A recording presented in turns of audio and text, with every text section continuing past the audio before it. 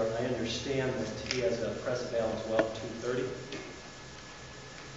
I want to thank everyone for taking a few moments and stopping by this afternoon.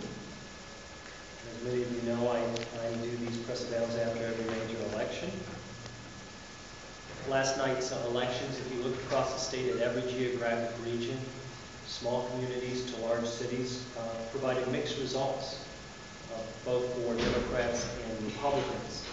On the Democratic end, Democratic incumbents, mayors specifically in Cleveland, Cincinnati, Lima, Youngstown, and Redfern, among others, many others, easily won re-election. Democrats held the mayor's offices in Xenia, Mentor, Parma Heights. Democratic mayors in both Mansfield and Akron also easily defeated efforts in 2009 to recall it. Last night, Democrats picked up mayor's offices in the cities of Heath and Hamilton, both of which are traditionally Republican counties in Licking and Butler County. Additionally, Democrats won races and made important gains in Chillicothe, Zanesville, and Marietta, all of which are traditionally swing and bellwether areas of the state. In these races, Democrats maintain or regain the majority on City Council. Democrats also continue to hold a majority on Cincinnati City Council.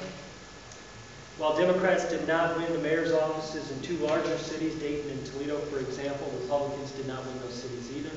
The candidates seeking election that were selected were both independents. In the case of Toledo, the candidate is actually the former state fire marshal appointed by Governor Strickland. As I mentioned, in either case, Dayton and Toledo, in the case of Toledo, neither candidate was an incumbent. Mayor-elect Mike Bell started out as a very well-known and very liked candidate and has been a long-time Democrat, although he was not endorsed by the local party. In Toledo, Democrats maintained control of City Council, losing no ground, as well as picking up unanimous control of the City School Board. In the case of Dayton, Democrats continue to have unanimous control of the City Commission and the School Board. In fact, not a single Democratic incumbent in Dayton, other than the mayor, was defeated. We'll be able to draw some more insight from the 2009 elections as we complete detailed precinct level analysis. But we can say right now there was no surge of turnout on either the Democratic or Republican side of the aisle. In fact, one of the biggest early drivers of turnout was, in fact, State Issue 3. If last night's results showed anything, it's that the 2010 elections will be very close, and the key victory then we'll be getting the party's base motivated and inspired by pulling in enough independent swing voters to tip the scales. I have several highlights, but rather than belabor the point, I want to open it up for any questions you may. Chris, just to continue your talk about Dayton and Toledo, what does it mean that voters prefer an independent rather than a Democrat or a Republican? Well, all of us in politics would do well if we remember the old adage from former Speaker Tip O'Neill that all politics is local.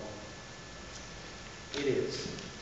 And whether you're a county chairman or state party chairman, if you're a candidate or an incumbent, if you're a statewide elected candidate or official, if you're part of the president's team or part of the Republican or Democratic National Committees, all politics remain local. It's extremely important for our endorsed candidates, to your point, Jim, to remember that whomever they're speaking to behind the screen door matters the most.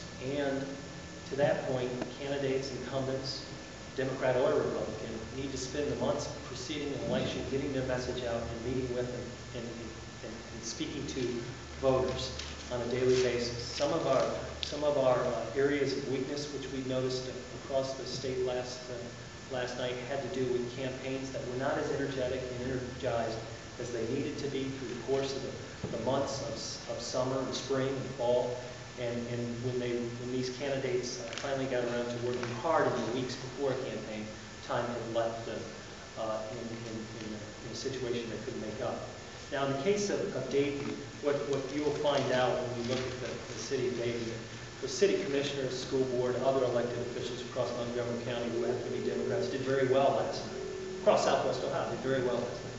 But there were weaknesses, and I think that you could focus on the fact that the endorsed Democrat in Dayton, former soon-to-be former Mayor Ryan McClin. Her campaign caught fire in the final weeks, and we needed it to catch fire in the final months. And governing, trying to keep your eyes on the challenges that are facing large cities, and not campaigning is sometimes a difficult task for incumbents, regardless of the party, especially during tough economic times. There's a reason why voters respond to incumbents, regardless of party, whether it was in 2007 or now in 2009 during tough economic times, sometimes negatively, is because they want to hold somebody responsible. Now, most neutral political observers, as I've repeated many, many times, understand that this economy is not of our making, the Democratic Party's making, or our Democratic leaders' making. This is an economy that is global in nature, and this recession has really hurt manufacturing states like Ohio. So if you live in Toledo, and you live in Dayton, if you live in other larger cities, you want to hold someone accountable, and oftentimes it's the mayor. He or she is the face of the city. That's why it's important that these campaigns are well engaged in the months prior to a campaign rather than in the days or weeks prior to the campaign. It's not a criticism. It's merely constructive suggestions as we go into the 2010 cycle.